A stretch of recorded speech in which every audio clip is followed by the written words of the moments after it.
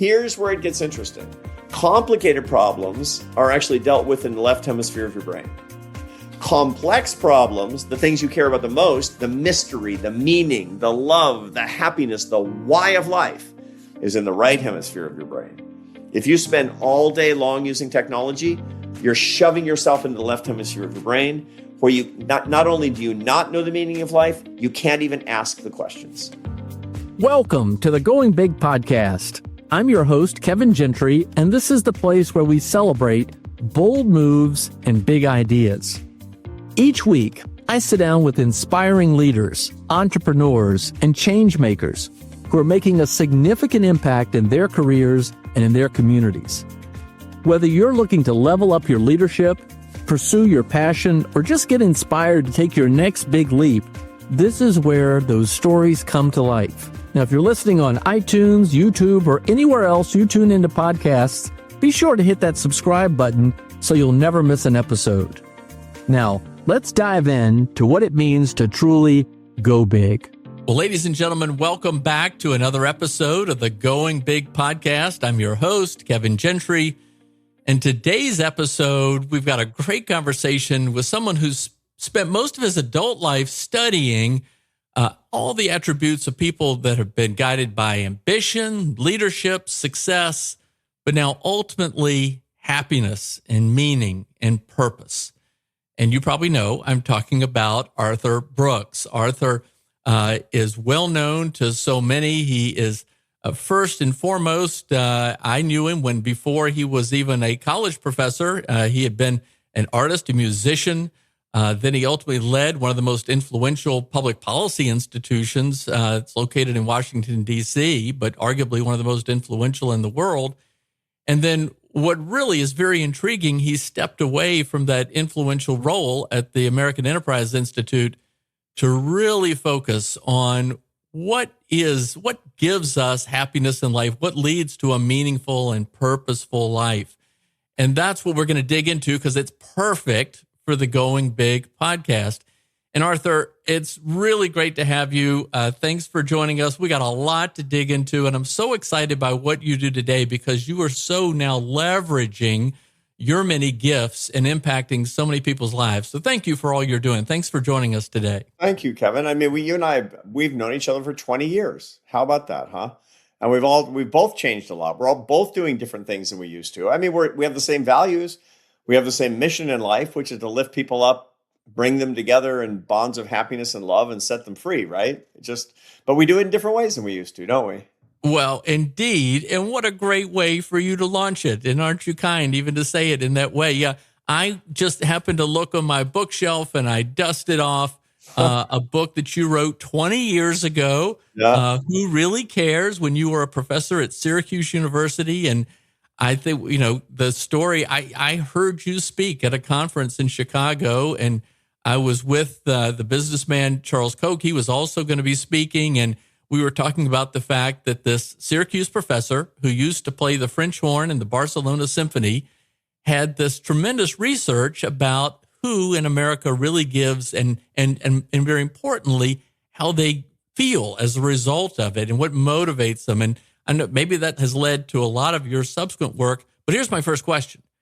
Going back to even before that, an early version of you, Arthur, what was kind of motivating you to think about how the world works and how people think and what motivates us? Was that an early part of your thinking?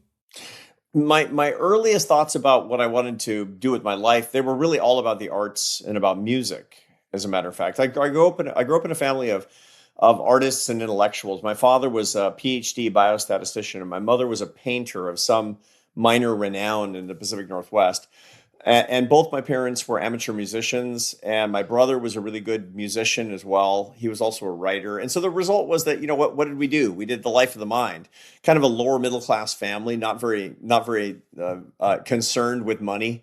But we had a lot of love. We were a very religious family and also a very artistic family. So the result was that what I wanted to do was kind of follow in the footsteps of the people around me, my parents, my grandparents, and I found I was really good at the French horn, and so that's all I ever thought about. I didn't think about human behavior or statistics or economics or public policy or any of that stuff, let alone what I do now, which is behavioral science and neuroscience. No, I was thinking about wanting to be the world's greatest French horn player and, play it in such a way that if Beethoven were still alive today, he'd say, that's great French horn playing. And that's what I did. I didn't give it a second thought to almost anything else until I was in my late 20s. All right. Okay. And by the way, your upbringing, I also know your brother, Jeff, who is phenomenal in terms of in the nonprofit fundraising space at helping us communicate effectively to prospective supporters. That's a whole other chapter we could go into. But going back, even with you as an artist, what was success to you? I mean, you began to describe that, but what was success to you then in terms of, in your mind, how it might be defined, and then how has that changed over time, or has it changed? Yeah, well, it absolutely has changed. And part of it is because, like so many young people, my concept of success was fundamentally misbegotten.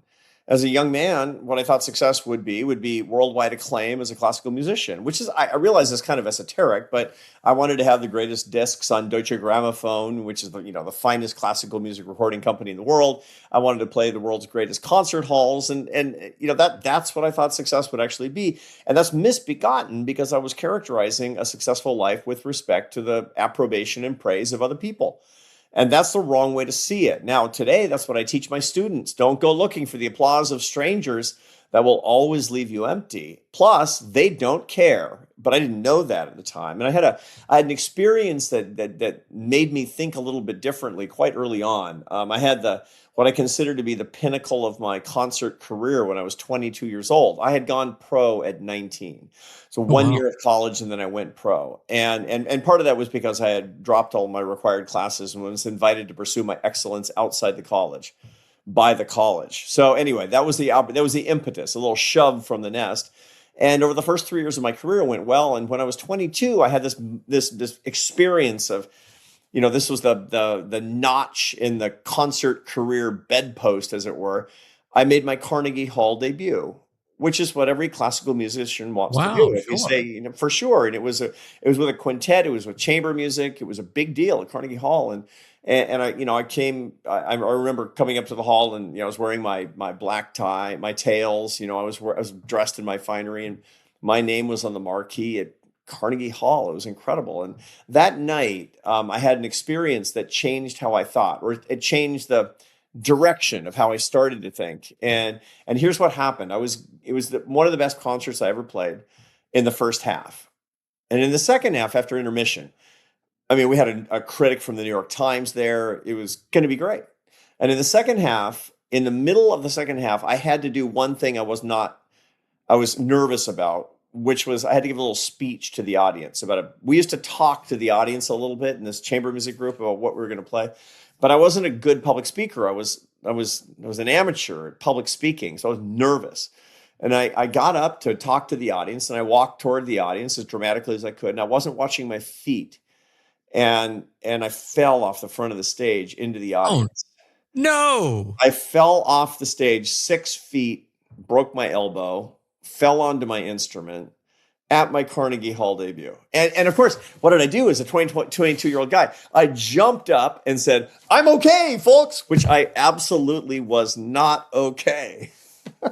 I mean, my instrument was all messed up, and sometimes God gives you a wake-up call that you're going in the wrong direction with respect to your ambition. And I remember going home after that concert saying, I think God's trying to tell me something here. And I stewed on that a little bit. It took me a few years, but by the time I was 27 or 28 years old, I realized that I'd been going in the wrong direction and I was never going to be happy. I needed to do something fundamentally that wasn't about my glory, but rather it was about serving the world. And it wasn't going to be being a French horn player. You can serve the world as a French horn player, don't get me wrong, but that wasn't my holy vocation. I needed to do something new, and that's why I went back to college, to find out what I was supposed to do to serve the world. Okay, so where you are now, I would say as a public intellectual, a very effective and influential one, you're really at the nexus of helping us all try to understand something that is perhaps more acute than ever before. And what is a purposeful life? Why do we feel so much emptiness? Why is it that achievement doesn't bring the satisfaction we think it will? That if we just get to that next thing, if we just get to that house, if we get to that job promotion, if we just do that, everything will be great. Right. What's going on with that? If I could sort of jump ahead and ask. Absolutely. And you've jumped ahead a lot, because when I went to college and got my PhD and became a behavioral scientist and wrote hundreds of papers and did all that kind of stuff. And so, as like in Seinfeld, they say, and yada, yada, yada. Now I write different kinds of books. And what I write about now is love and happiness and purpose and meaning, as you mentioned in the introduction to this. What I'm writing about right now is the most acute crisis of our time. For the last 5 years, I've been asking the following question. Looking at my students at Harvard, talking to people all over the country and world, what's wrong? Why has depression tripled? Why has anxiety doubled? Why is loneliness actually going through the roof? And I get all kinds of popular explanations for it. Like, it's just all the tech that's around us, which, by the way, is a big part of the explanation. Or these generational explanations where young people are too fragile or old people took all the resources. Those aren't adequate explanations, because it turns out that something has disappeared from life. And so that's what I've been searching for. And here's the answer. Life, weirdly and quite suddenly, started to become meaningless to millions and millions of people, especially people under 35, most especially college-educated adults, and most especially, on top of that, women. So college-educated women under 35 are the unhappiest people. And you have to ask what's wrong. And the answer is, they say life feels meaningless. So all of my new work is about what's the meaning of life? What does it mean? Number 2, why is it missing? And number 3, what do you have to do to go get it? And my new book is the 6 ways to do it. Okay. So I jumped ahead to whet everyone's appetite. And we're going to put a pin in that. And now we're going to back up a little bit, because I want to understand how your own journey got you to this point. Okay, so you become a professor at Syracuse University. You're publishing books. You're publishing these works. And then, so I can't remember exactly how you got tapped to lead the American Enterprise Institute. I knew you suddenly in that role. But were you dissatisfied in teaching and in higher education, or did this new opportunity just come and like, oh, wow, this is cool. Yeah. What a new chapter in my life. When I went from being a French horn player to becoming a behavioral scientist, and that was a complete retooling of my life. And what it really taught me is that I actually can change. And so the result is that I've tended to build my professional life in kind of 10-year cycles. Every decade or so, I kind of take it down to the studs and start again. So, French horn, and then being a behavioral economist, and then running a think tank, and then running a happiness organization. These are 4 very distinct phases. But what I found out is that you can actually do that. And by the way, this is one of the reasons that I so love the free enterprise system, because you can do that if you've got the will and the hard work and personal responsibility. And you also have the privilege of living in a great country where you can do that, because we're a country of innovators, is what it comes down to. One other thing is worth pointing out, however, Kevin, I teach now my students, they learn in the business school that they have a linear career path, which is to say that they're going to go up a staircase toward greater amounts of power and fame and especially money. But that's actually not how most of them will design their careers, because psychologically, that's not satisfying to them. Most of my students are actually spirals, which means that in 7 to 12 year cycles, they're going to create a new version of themselves. And sometimes it's going to be more money, and sometimes it's going to be less. And there's a certain spiral orientation, a psychological profile, as a matter of fact. And if you're a spiraler, which means you need to change, man, and you need to create it of your own imagination, an entrepreneur in the business of you, and you don't do it, you're going to be depressed. You're going to be anxious. You're not going to like your life. And so that kind of sets a lot of my students free. But that's me. I mean, I spiraled more times than a Tom Brady pass. I mean, it's like 7 to 12 years. It's like time to do it again is what it comes down to. And that's really how I find the most satisfying life. So that's what explains the changes. Okay. So when you're at American Enterprise Institute, you're very influential in that role. And there were a lot of conversations about, Arthur Brooks, Were you you said you wanted to move on to something else. You stepped away from a position of significant power and influence to go into this area of happiness. And we might argue now that's more powerful and influential than even what you were doing. But was there a feeling then for you of either an emptiness or or just a restlessness, or I'm done, I just want to move on to something else, I'm intellectually curious, I want to just try something else? Help us understand, to the extent it can help each of us think about this to challenge ourselves. So there's a couple of different ways to think of it. One is the psychological orientation of the spiraler, which is to say, around 10 years, you generally start to get an itch that you want to do something new, that you want to do something new with your life. That's part of the psychological profile, and that's what people actually see. And what that means is that what used to be alive doesn't feel so alive as it did before. And if you push that another 10 or 15 years, it's going to be a big problem. But there's another issue as well for people who run organizations.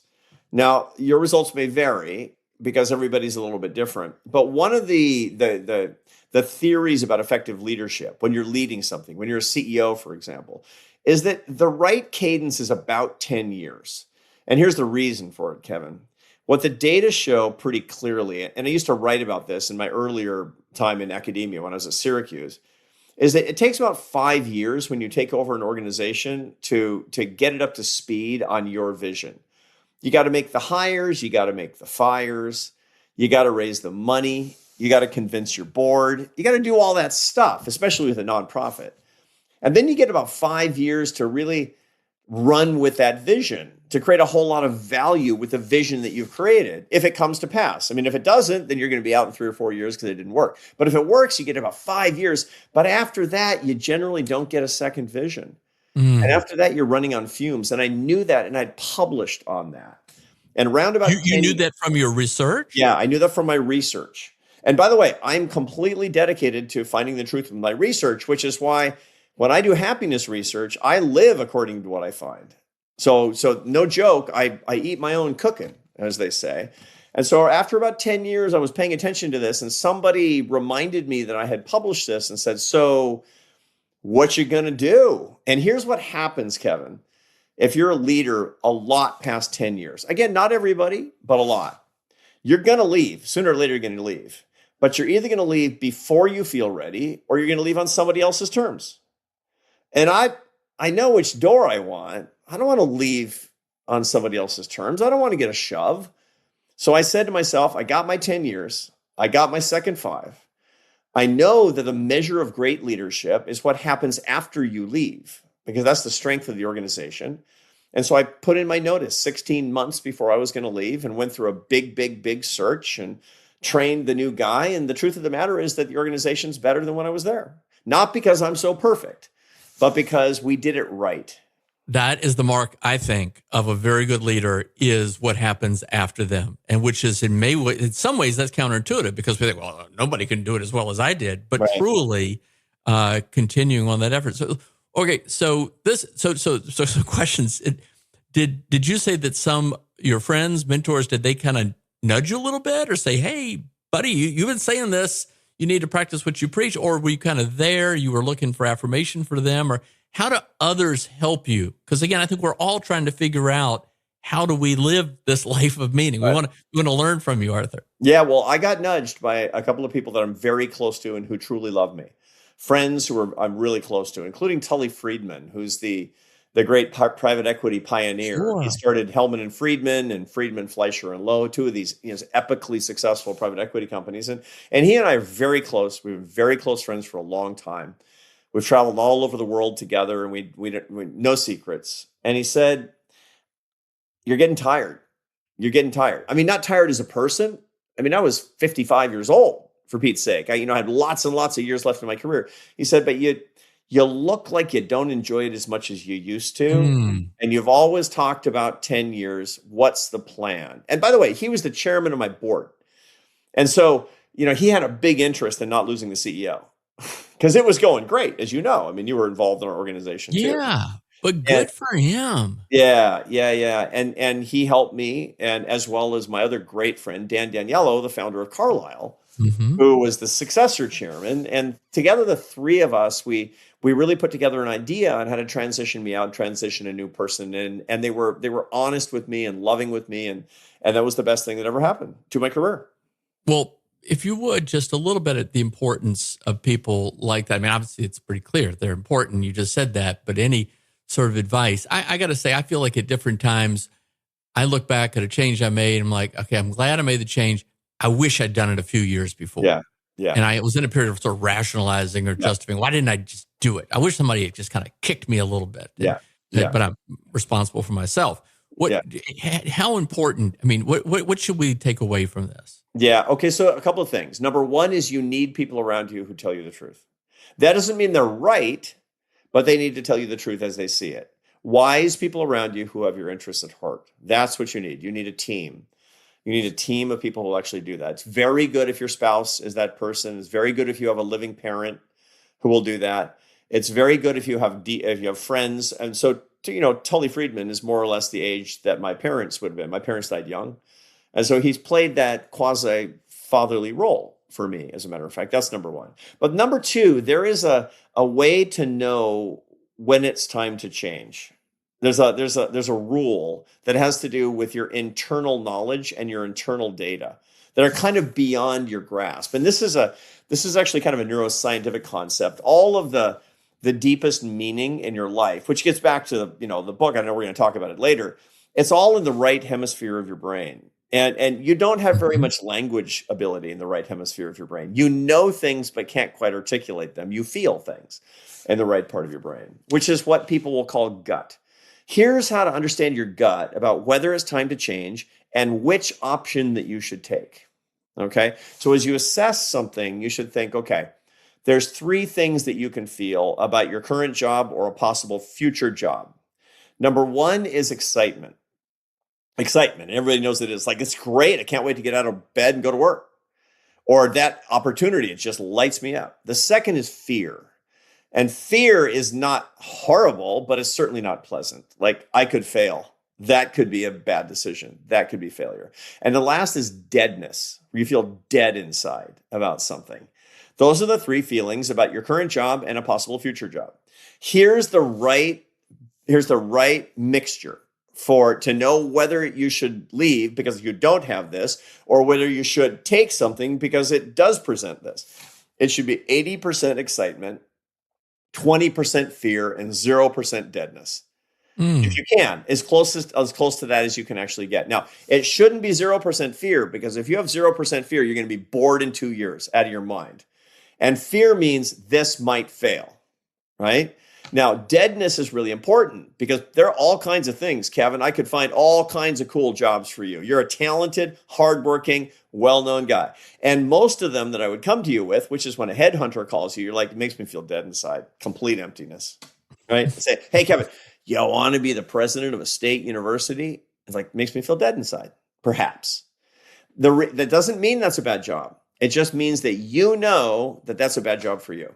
So here's how you know when it's time to leave, because deadness is increasing, fear is decreasing, and deadness is taking over excitement. That's how you know. Then what should you do? You know, because excitement's real high, fear is non-trivial and serious, and deadness is near zero. That's how you know. Okay. So in that case, when Tully said, hey, tapped you on the shoulder and said, you might want to think about something different. First of all, did that hurt to hear that? Or were you like, oh, thank you, I needed to hear that? Of course it hurt, but it didn't really hurt like you hurt my feelings. It more hurt kind of like,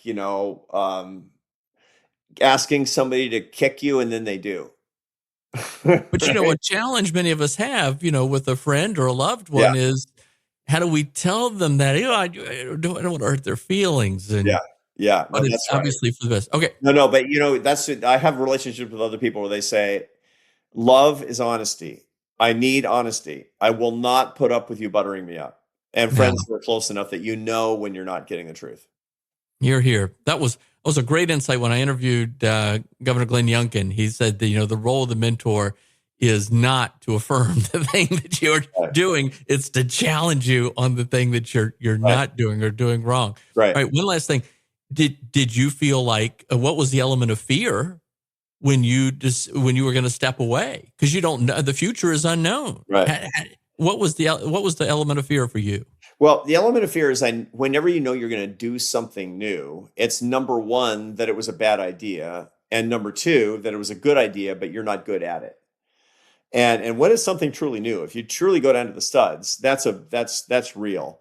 And so the truth is 20% is the ideal amount of fear. I was always more like 50% fear, because I was really, really making big changes. And it might be foolish, but I mean, hugely spiraling. And so that turned out to be the only way that I could get it done. But when I left AEI as president of AEI, I actually did something I recommend to a lot of people for self-examination, to figure out what these proportions are. I did what I ordinarily do is I walked a pilgrimage. Now, I'm a Catholic. And when Catholics have a big question that they don't have an answer to, they go for a long walk. That's as old as the hills, man. And so I walked the Camino de Santiago, which is hundreds of miles across northern Spain. And you walk and you walk, and all you have to do is walk. That's your whole job. Walk and think and pray, and you don't use devices. And I was with my soulmate, my beloved wife now of 35 years. And that was the whole idea. And the belief is, and it's a metaphysical belief in almost every religion, that if you ambulate into pain and blisters and kind of a tenderness, that you won't find what you're looking for, but it will find you. And sure enough, as I was finishing this up in Santiago de Compostela, which is this ancient city in northern Spain, I came to understand that what I was supposed to do for the rest of my life, or at least for the next 10 years, is to lift people up and bring them together in bonds of happiness and love, using science and ideas to return to my roots as a scientist and to augment what I knew with what was really cutting edge. And so I took a position back in academia to build this, actually an organization. I have colleagues all over the place in a lab up at Harvard. And we have a company in Northern Virginia dedicated to, the media parts of what we do. And we can't keep up with it. We absolutely can't keep up with it. We get 1,000 calls a year to go give talks about the science of happiness to people all over the world. And it took a couple of years. It did. It took a couple of scary years, man. There was a possibility. Also, COVID happened right after this change. But it made it possible for a lot of thinking and a lot of writing. And now it's cooking. It's cooking. All right. Well, congratulations to you, by the way. Very, very impressive in and of itself. And I want to talk a little bit about this next chapter in your life. You wrote this awesome book, From Strength to Strength, around this period. And I wish you'd written it 10 years before so that I could have benefited from it then. But it was very beneficial to me. I've bought lots of copies. I've given it to a lot of friends. I've told them to read it. Tell us a little bit about what you'd stumbled upon and what you wanted to convey. And then I've got a very important follow-up question. Sure. My first research project, as I took on this next phase of life, was to write a book about how people transition, because there's a lot of research about how your intelligence changes. And many neuroscientists believe that the reason for burnout in midlife has nothing to do with work-life balance.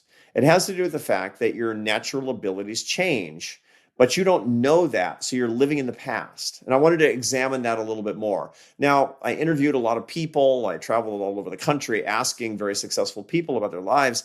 And I found that almost nobody recognized the fact that what made them great in their 20s and 30s was not what they were really good at in their 50s and 60s and 70s. So I wrote a book about that. And part of it was because it's me-search, not research, Kevin. I wanted to know in this phase of my own life what I should be doing. I noticed that I was a much better writer and teacher in my 50s than I had been in my 30s. And I wanted to know why.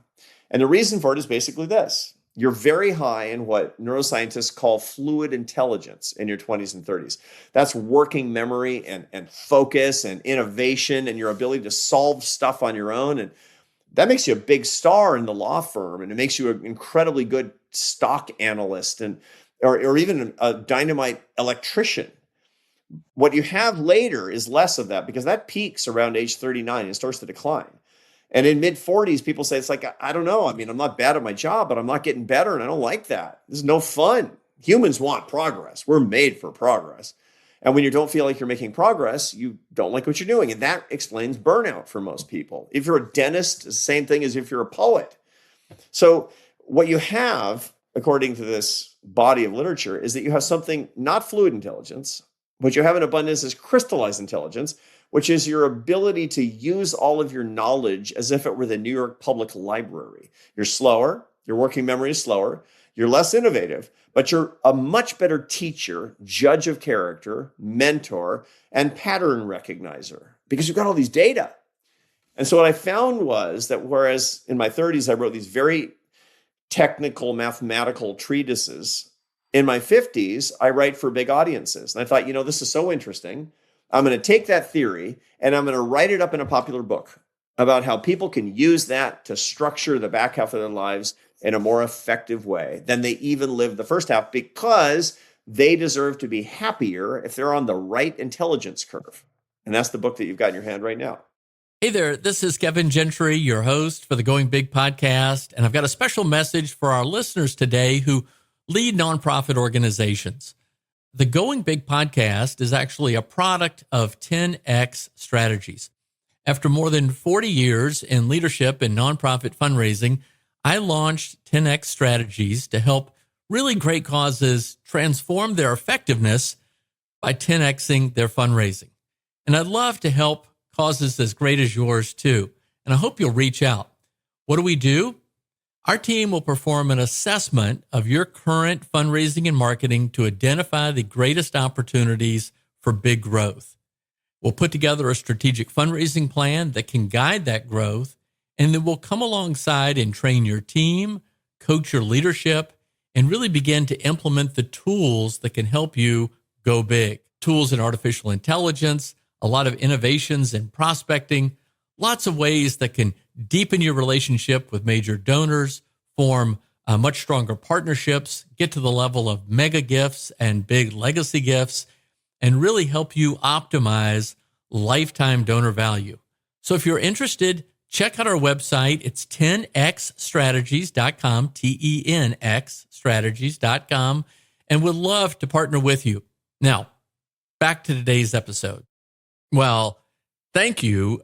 You are the reason that I made a significant change in my own professional life, and now I spend time coaching and teaching and speaking. I don't know how good I am at it, but it at least allowed me to understand that I wasn't a loser. I wasn't just because I was losing energy or changing different ways and done, that I just needed to move on to a different chapter. And so thank you. Of course. Here's the point. I'm so happy to hear that. Oh, well, thank you. I never got a chance to thank you in person.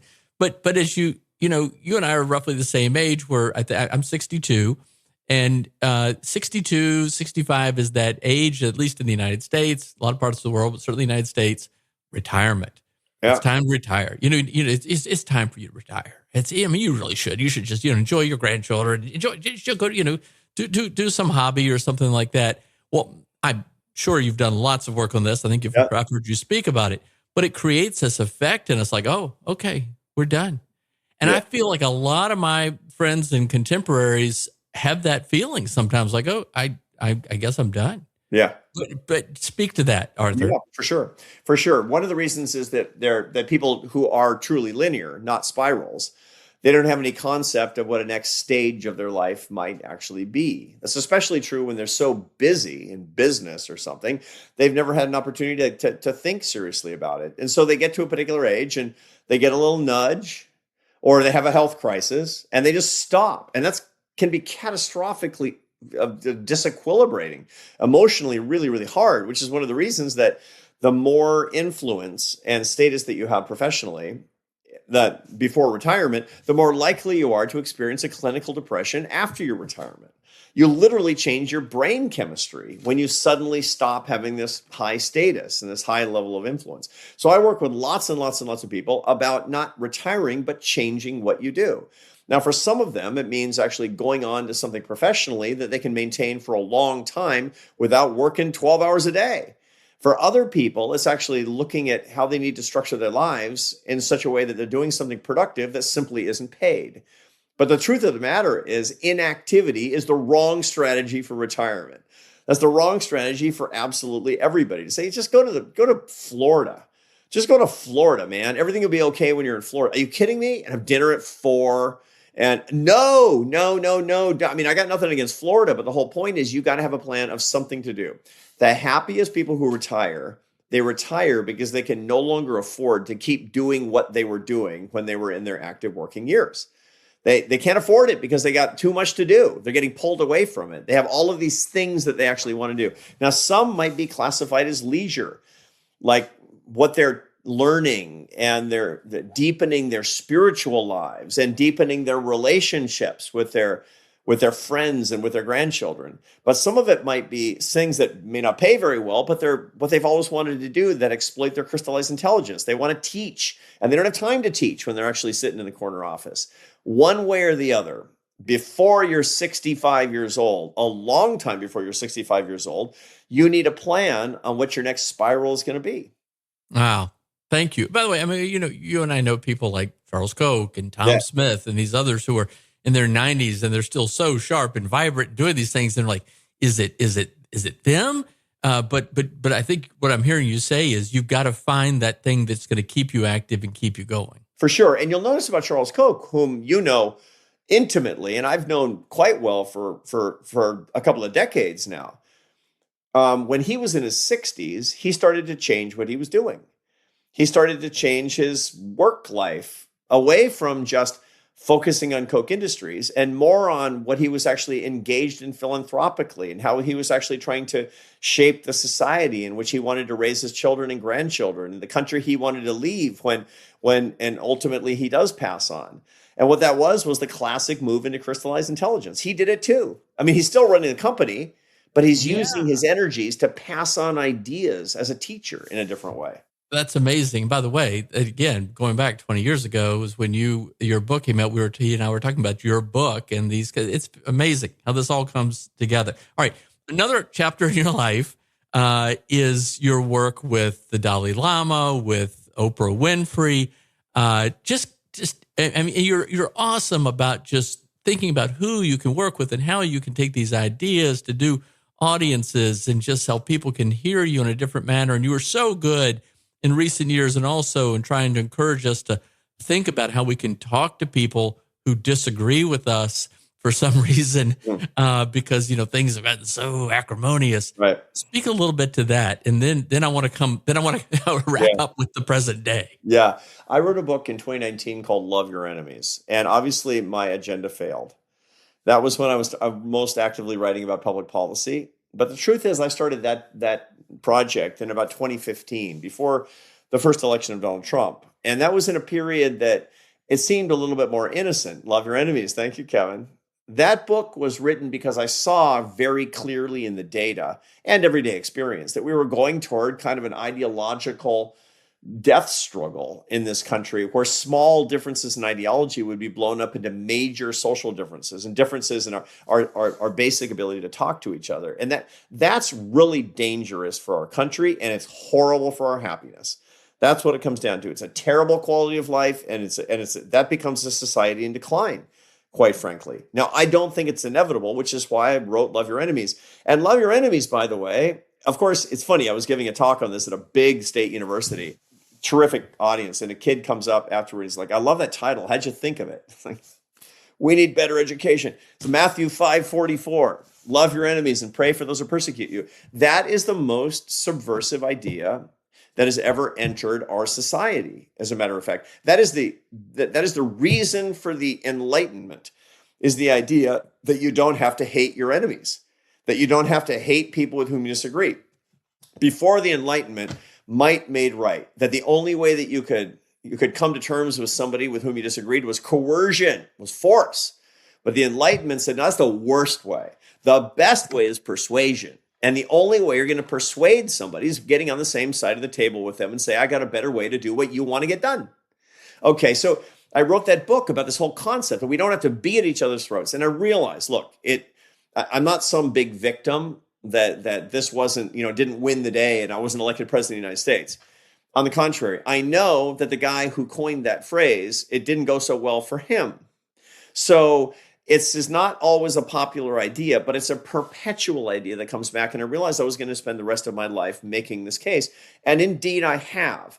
And I really believe that that's the case, but I needed to live those ideas myself. So I thought to myself, who are the people that you would not expect somebody like me running a think tank in Washington, D.C. to talk about and share ideas with? And I made a list. I said, I want to start publishing in the New York Times because I want to have access to the audience of these particular people to talk about big ideas and send a bouquet of flowers to people and say, I think I have a better way of getting at your objectives. Maybe I don't. And if I don't, I want to know first. If I'm wrong, I want to know first, not last. No pride and rightness here. And I want to make progress. And I went to see the Dalai Lama, somebody I've always admired, and now somebody who's a treasured friend and whom I love and who's had a huge influence on me in my life. And I wanted to talk about, how he understood a good society. And Oprah Winfrey called me, actually, because she read From Strength to Strength. And she said, why don't we write a book together? We became fast friends. Wow. Not around politics and all this nonsense about the fact that we both want to lift people up and bring them together in bonds of happiness and love. That's really, really what it comes down to. That is awesome. And how appropriate, too, that we're having this conversation during Lent and the lead up to Easter. Thank you. All right. Okay. Now, the present day, you've noted that we have this crisis of emptiness that in our pursuit of achievement, is what has led to the emptiness, or what? Why are we at this point right now, in your judgment, that we are all struggling in our search for meaning? Man's Search for Meaning, Viktor Frankl, so very important and incredible in his story. Now a long time ago, but this space now. Tell us more. Yeah. So Viktor Frankl wrote in the 1950s about his experience in Auschwitz as a concentration camp prisoner, that the people who died were the ones who didn't have a why. And the people who lived had a why for living. There was a reason for them to live. They had a purpose for living. And that's so critically important. Now, the achievement orientation is not culpable, is not the problem that we have today. On the contrary, the United States is a country made up of strivers. We are, a country made up of the world's greatest entrepreneurs. And how do we know? Because they're from immigrant stock. Immigration is the most entrepreneurial thing that people have ever done. They put all their capital at risk in search of some sort of big reward. It's probably a genetic mutation that tends to be the norm in a place like this. There's nothing wrong with achievement. The problem is the form that we actually tried to make achievement take. That was a wrong turn that we've taken in American society, and not just American society all over the world. What happened was, and this is what the data looked like, the explosion of depression and anxiety actually coincides with the feelings of meaninglessness starting about 2008. It was always the same, bumping around since the 1970s, keeping data like meaninglessness. Not a big part of the population says my life feels meaningless. And after 2008, it explodes. And that's the best predictor of depression and anxiety. Now, we all know what happened after 2008. We know what happened. The first smartphone was delivered in 2007. It was in basically everybody's pocket by 2009. The apps were starting to multiply by 2010. Social media was on everybody's devices by 2011. And pretty soon, the way that we work, the way that we date, the way that we hang out, the way that we spend our time, the way that we entertain ourselves was on the small screen and based in technology. I got nothing against technology, but the truth of the matter is that what we now know neuroscientifically is that it hijacks your brain. And it hijacks your brain in a very specific way. And I'll explain it like this. What tech does is it renders everything as complicated problems. And what complicated problems means, they're hard to solve. But with enough computing capacity, you can solve them once and for all. An app that finds pizza is a complicated problem. Your toaster is a complicated problem. These are all complicated problems. Driving your car is a complicated problem. And what the technology does is it answers and fixes one complicated problem after another. But what we really care about in life are complex problems. Those are the problems that are super easy to understand but have no solution. So Kevin, your marriage is a complex problem. I defy you to solve your marriage. That's why you love your marriage, because it's living, it's human. Here's where it gets interesting. Complicated problems are actually dealt with in the left hemisphere of your brain. Complex problems, the things you care about the most, the mystery, the meaning, the love, the happiness, the why of life, is in the right hemisphere of your brain. If you spend all day long using technology, you're shoving yourself into the left hemisphere of your brain, where you not only do you not know the meaning of life, you can't even ask the questions. All right. You've spoken about your personal faith. What role does faith have in this? And why is religious affiliation and participation declining right now? So those are two questions, of course, but they're interrelated, as you can imagine. What we need to do to find the meaning of life, number one, we need to get clean. And you're not going to throw your phone in the ocean. So this book has a whole chapter on protocols for using technology that are science-based, verifiably true, in a way to actually start using your brain in a healthy way. You can have a phone and still have plenty of time in the right hemisphere of your brain, but you have to have protocols that you're actually using. And those protocols are very clearly laid out. But then you have to start doing things that used to be normal that no longer are. Old stuff. You know, my great grandfather is a man named Leroy Brooks from Olathe, Kansas. And Leroy, I don't know very much about him, but I do know one thing. I'm going to make a strong assumption that he never went home to his wife, my great grandmother, Mary Ellen Brooks, and said, "Honey, I had a panic attack behind the mule today." You know, I guarantee you he didn't say that, because his brain was working the way that it was supposed to. The solution to our problem of meaning today is to live more like Leroy. Now, I don't want to live like him, like, you know, get a blister on my foot and get sepsis and die. And I don't want to have like retro racist attitudes. That's not what I want. What I want is to do things that he automatically did without thinking about, but that I have to do on purpose, like worshiping like good old Leroy, like practicing my religion, like looking to the divine, like making myself small and making something else large. Why? Because that's a perfect example. It's one of 6 techniques in the book that will shove you right back into the right hemisphere of your brain. That's what it comes down to. Now, why are people less religious? Because they have this new religion. It's called left brain technology. That's what it is. This is one of the reasons that we're secularizing, is because this has become almost godlike, but weirdly empty. Because when you're actually standing in the presence of the divine, it's deeply satisfying. And when you're standing in the presence of the simulacrum, the simulated divine, it's weirdly empty. And that's how you know you're on the wrong side of your brain. All right. Well, social media is not going away. No. Technology is not going away. We're just going to see more and more dynamic innovation. How do we do that? I've been following advice that was given to me recently. You know, I would invariably start the day, first thing, pick up my phone, look at what's going on in the world, messages I missed, etc. That's a terrible way to start. It's terrible. So now I've established the habit. I read scripture and I pray first before touching the phone. I don't care what's going on. I'm going to do that first. Yeah. Do you have any other, you can react to that, but other advice about how in this technology-driven world we can be more like your grandfather? So you're not going to get rid of the technology. You're just not. You won't be able to get your boarding pass. You won't be able to get in your bank account. Forget about it. But it doesn't matter. You don't have to. I mean, you can live in the modern world, but there's basically 3 things to do that will fundamentally change how you interact with your devices and make it possible for your brain to start working right again. Number 1 is the first hour of the day. Don't look at your device for the whole first hour of the day. Now, that actually starts the night before, because your phone shouldn't be next to your bed. Your phone should be in a different part of the house, preferably in a different floor of the house. If you live on more than one floor, if you're in a flat, it's a different kit, but plugged in a closet. I literally plug my phone in a closet on a different floor. Now, after about 3 weeks, you'll be so out of the habit of looking at it at night that you can have it as your alarm clock after that, and you won't look at it.